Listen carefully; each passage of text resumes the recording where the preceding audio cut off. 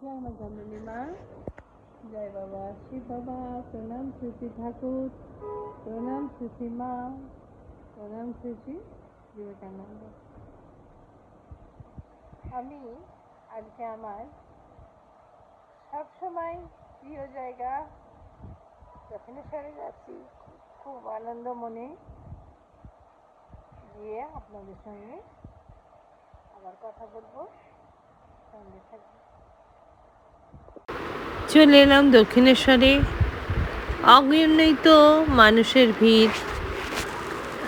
আমার ছেলেও এসছে, ওর 10 তারিখে জন্মদিন ছিল, তো 10 তারিখে আর যাওয়া হয়নি আমাদের দক্ষিণেশ্বরে বেলুড় মঠে, তো আজকে নিয়ে আমাকে এসছে।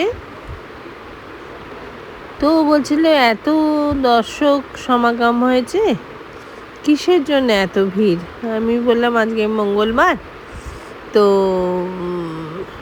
শ্রী শ্রী ঠাকুর বলতেন যে শনি মঙ্গলবারে তুমি মায়ের কাছে যে কোনো জিনিস চাইলে সে মা দেবেন, সেটা তার বিশ্বাস ছিল।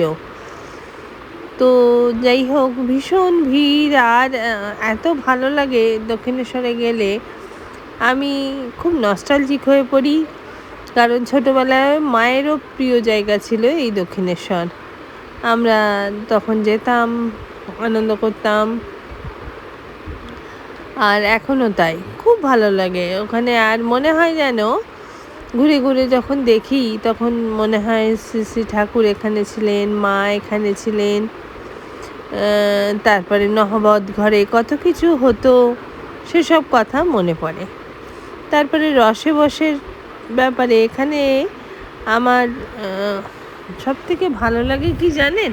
সব থেকে ভালো লাগে এখানকার কচুরি, সেটাও খেলাম।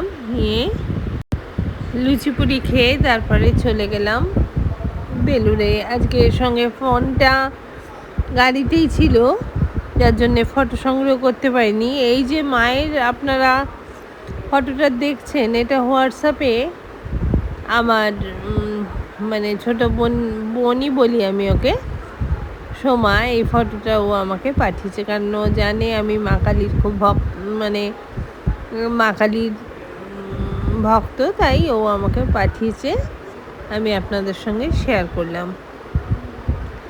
দক্ষিণেশ্বরে গেলে এত এত ভালো লাগে, মায়ের মুখ, মায়ের উজ্জ্বলতা।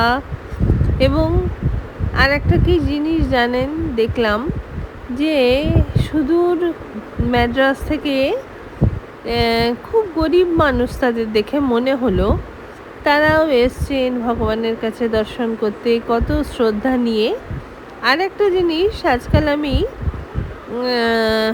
মানে বেশিরভাগই তীর্থক্ষেত্র, মানে আমার কাছে চাঁদনীবার বাড়ি ছাড়া আর তীর্থক্ষেত্র হচ্ছে গিয়ে দক্ষিণেশ্বর। কারণ এখানে দক্ষিণেশ্বর বেলুড় মঠ, কারণ কি এখানে কোনো বার্গেনিং, পয়সার না কোনো বার্গেনিংয়ের ব্যাপার নেই, যার জন্য আমি খুব স্বাচ্ছন্দ্য বোধ করি।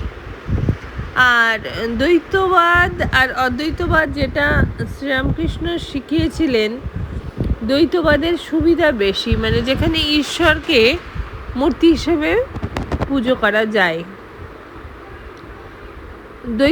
অদ্বৈত ভাব সবার মনে আসতে পারে না, ওই জন্যেই তিনি সব শিষ্যদের মধ্যে শুধুমাত্র বিবেকানন্দকে অদ্বৈতবাদের দীক্ষিত করছিলেন। তো এই ছিল আজকের দিনটা, খুব ভালো কাটলো। আর ভগবানের কাছে প্রার্থনা করি আমি সব সময় এটা, যে আমাকে এবং আমার চতুর্দিকে যে মানুষগুলো থাকবেন, তারা যেন সব সময় হাসি খুশি থাকেন এবং রসে বসে থাকেন। নমস্কার, শুভরাত্রি। যারা কলকাতায় থাকেন তারা তো নিশ্চয়ই যান, আর যারা গ্রামে গঞ্জে থাকেন তারাও কলকাতায় কোনো কাজে এলে মায়ের এখানে দর্শন করলে নিশ্চয়ই ভালো লাগবে। আজ এই পর্যন্তই, আবার কালকে দেখা হবে, কথা হবে। খুব ভালো থাকবে।